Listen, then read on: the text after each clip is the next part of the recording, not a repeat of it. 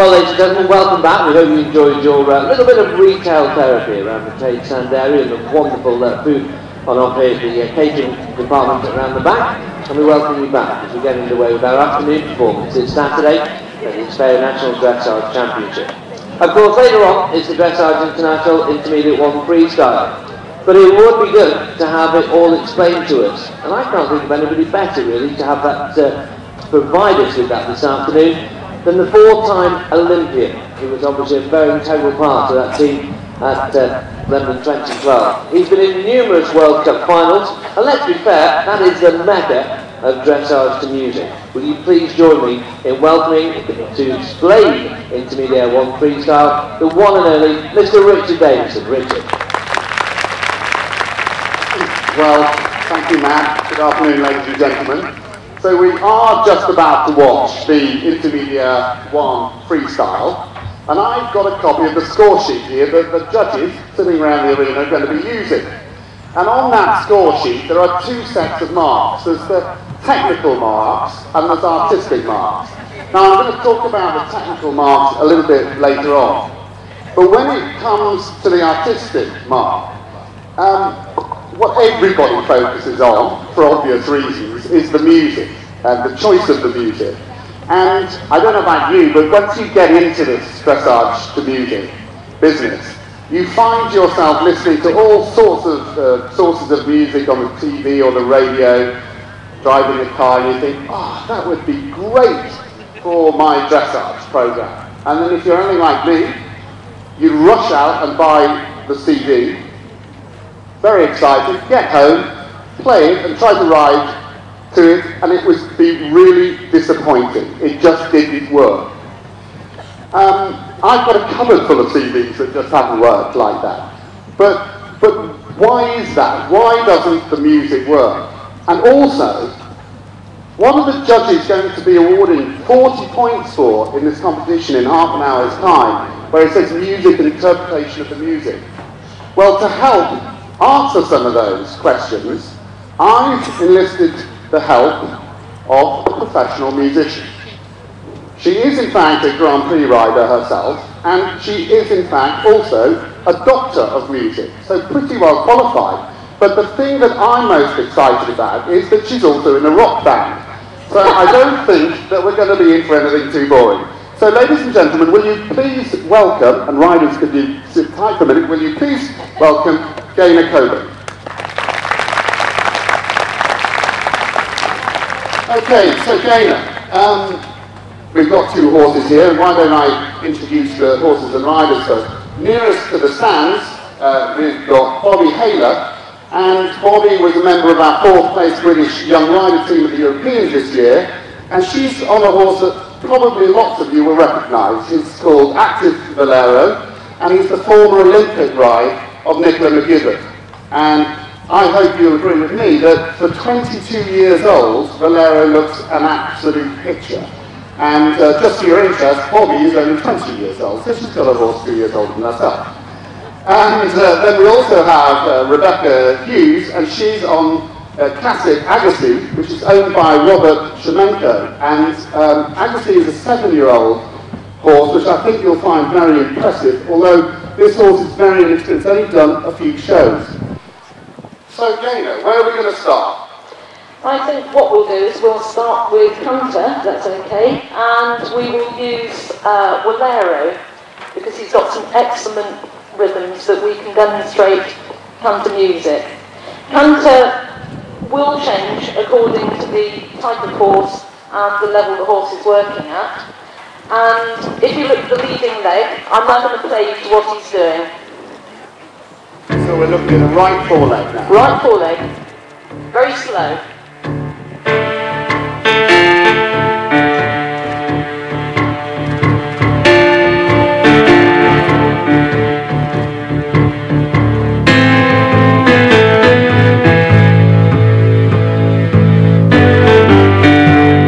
Now that's an example of a piece of music that is just way wrong. That's far too slow for that type of music. And so glad you said that, because it did look a bit off on the natural side. So what I'm going to do, I'm going to put a drum machine on. I know that he canters at 98. So this is the speed that Walero canters at? Hold on, Gaynor, 98 what? 98 beats per minute. Most horses, novice horses, average horses, will canter somewhere around 106 to 110. The more advanced the horse, the more elevated, therefore the slower the pace. So what everybody's got to do is what you're doing here. You've got to look at the pace. Look at the pace, video it, and then get the tempo. Yeah.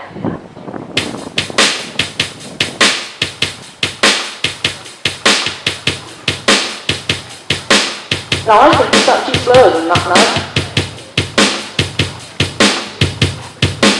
So we'll slow it down very slightly.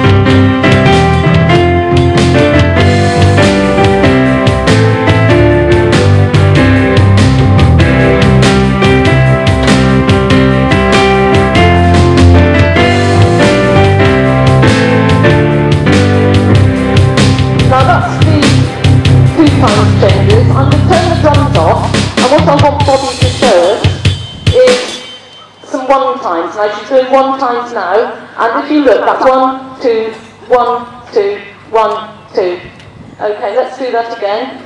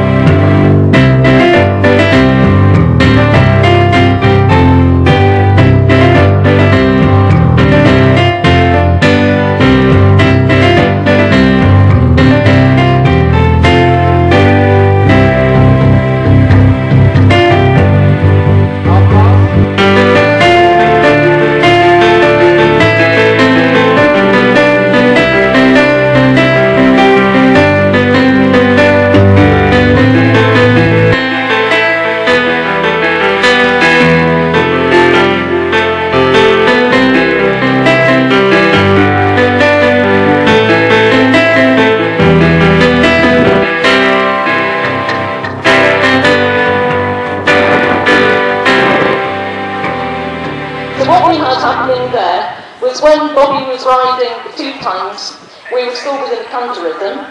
When she went into the 1 times, because it was going 1, 2, 1, 2, we then revert to 2 times rhythm. When we do the half pass, it's nice to be able to do something a little bit special to show that you're changing the movement. So while she's moving now,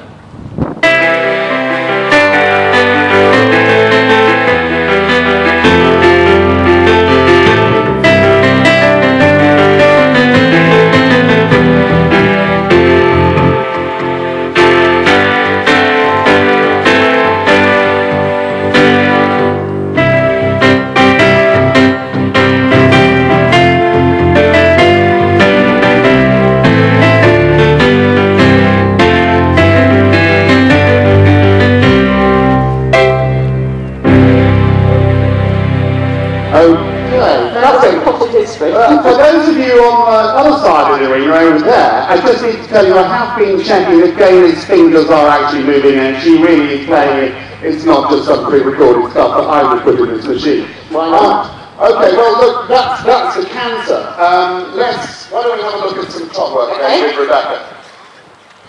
Now we've got a different kind of horse. He's very extravagant stride. Let's try some drums with him again.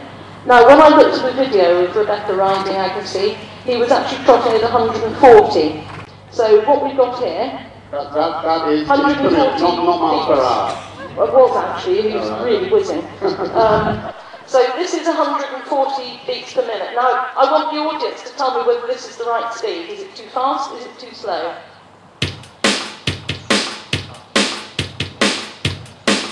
Too fast? Too slow? Hands up, too fast. Okay?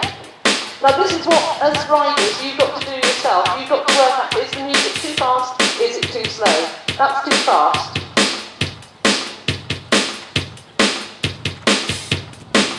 I've gone down 2 beats a minute. Too fast or too slow?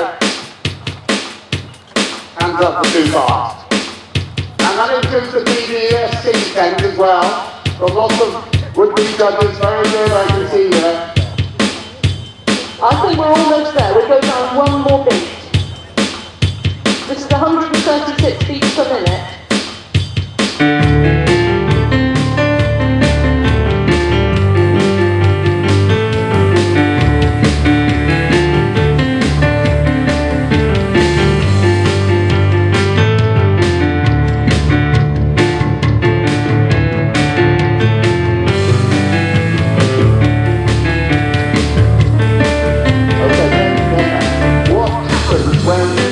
Rebecca to do some extended trot. Does it all go wrong? I'll show you what I'll do.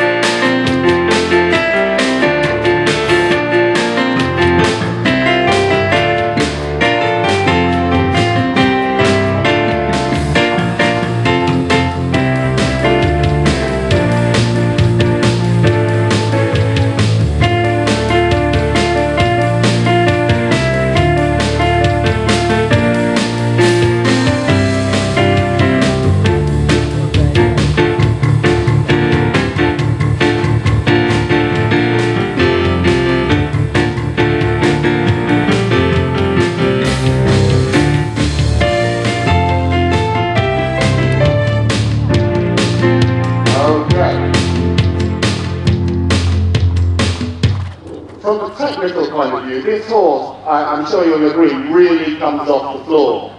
Actually, most horses don't really do extensions. Mostly they're a lot faster. But he really pings off the floor, doesn't he? At 136 beats a minute, that's probably a good 20 beats a minute less than most people's horses. It's fabulous to play music to. Yeah. Okay, we've only got a couple of minutes left now, so why don't we do the Piaffe Passage with Bobby? Okay. Now, Piaffe and Passage are an awful lot more collected, and Richard's going to go into the technicalities of that a little bit later. But from the point of view of music, what we're looking at is 1, 2, 1, 2, 1, 2. This horse is actually doing Passage at 116. So, grand horse, grand music, hands up who agree. Okay?